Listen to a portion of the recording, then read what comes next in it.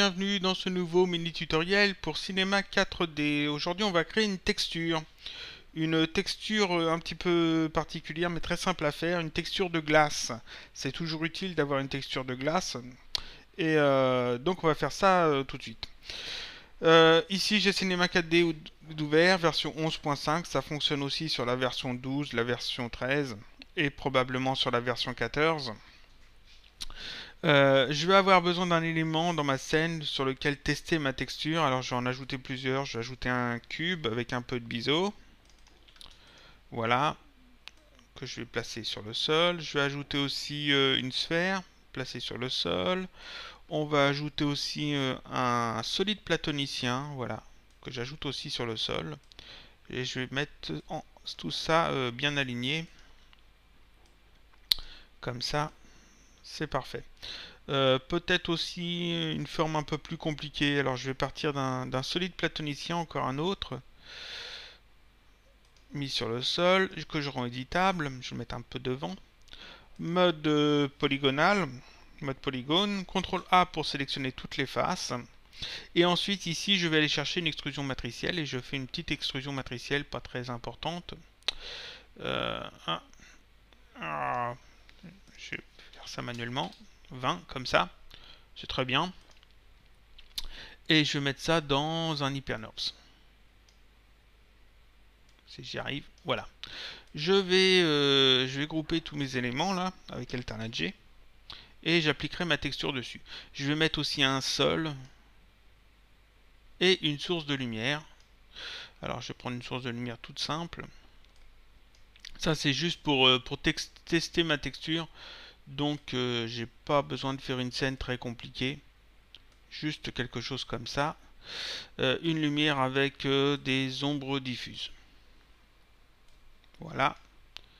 Donc si je fais ça, normalement, ici j'ai des formes assez complexes.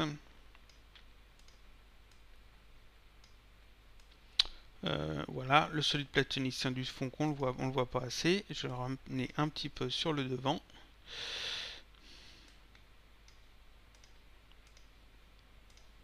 Donc là, je vais pouvoir tester ma texture là-dessus.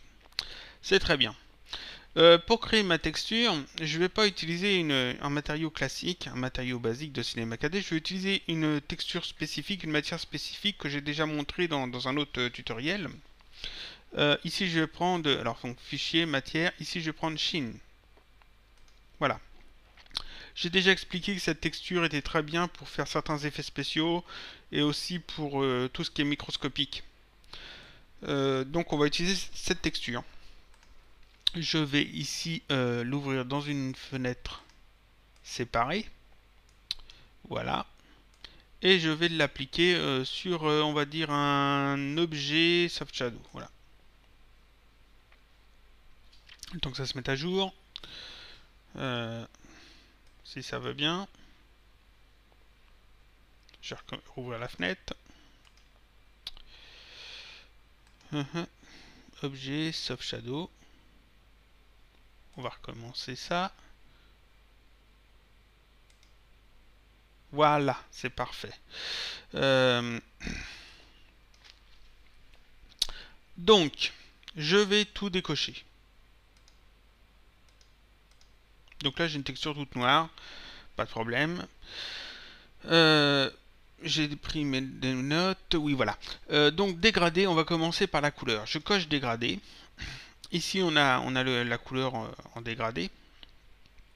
Je vais placer en fait cette poignée là juste au milieu et je vais mettre ici un bleu beaucoup plus clair. Alors je vais aller dans les bleus ciel, voilà, et je vais aller chercher un bleu à peu près comme ça. C'est déjà, oui c'est mieux. Je m'arrange pour que ça soit à peu près au milieu, c'est pas mal. Ici interpolation, je choisis linéaire. Donc j'ai pas les petits losanges ici. J'ai un dégradé linéaire. Donc là, ça c'est bon, je touche pas. Ensuite, on va ajouter de la diffusion. Donc dans diffusion, ici je coche. Et ici la couleur, c'est du blanc par défaut. On va garder du blanc, mais légèrement un petit peu plus vers le bas, hein, pas tout à fait dans l'angle. Et ici je vais aller dans les bleus ciel. Voilà, pour avoir un blanc légèrement bleuté, mais ça se voit pas en fait vraiment. Mais par contre, ça l'est quand même. Je touche pas au reste. Spécularité. Je vais ajouter de la spécularité forcément. Alors ici spécularité, pareil, la couleur ici je prends un petit peu plus dans l'angle et je vais chercher dans les bleus aussi, dans les bleus ciel. Alors un petit peu plus comme ça et un peu plus bleu ciel. Voilà. J'augmente l'intensité, je vais augmenter ça à 150. La taille, je vais augmenter ça à 1,45. Et le contraste à 0,65. Ça, c'est des notes que j'ai pris en faisant plusieurs tests. L'éclat, je le diminue à 150 et je retire l'atténuation. Voilà, jusqu'ici, il n'y a rien de compliqué. Ensuite, c'est de la glace, donc c'est transparent. Donc je coche ici la transparence. Voilà. L'indice de réfraction, c'est très important. Il me faut l'indice de réfraction de la glace. Donc pour trouver ça, je tape indice de réfraction sur internet, sur Google, et je tape indice de réfraction de la glace, et on trouve assez facilement des sites de 3D qui donnent des listes complètes des indices de réfraction.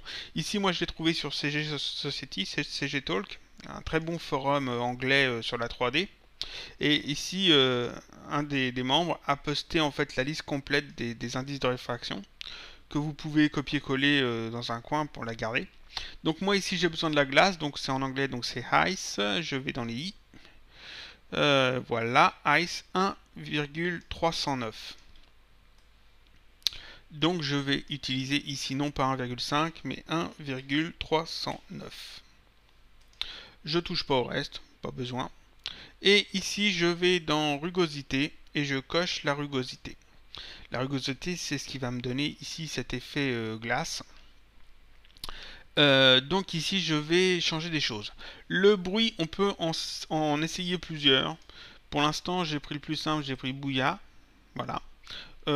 En fonction de sur quoi vous appliquez votre texture, vous pouvez changer ce bruit, ou essayer les différents autres bruits pour avoir des effets plus ou moins différents.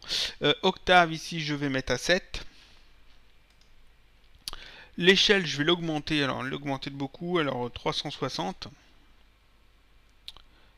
Voilà, 360. 0, 100, 100, tout le reste je touche pas. Il n'y a pas besoin d'y toucher. Je peux fermer tout ça. Et j'ajoute mon matériau de glace sur mes objets pour voir ce que ça donne.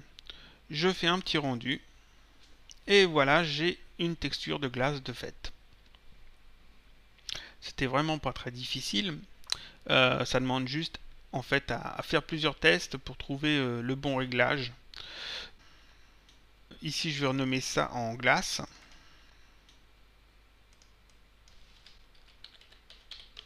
Voilà. Et comme j'ai dit, vous pouvez essayer ici plusieurs bruits. Là j'ai mis Bouya par exemple, vous pouvez aller chercher feu, faire un rendu.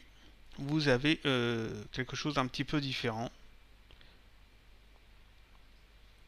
Voilà.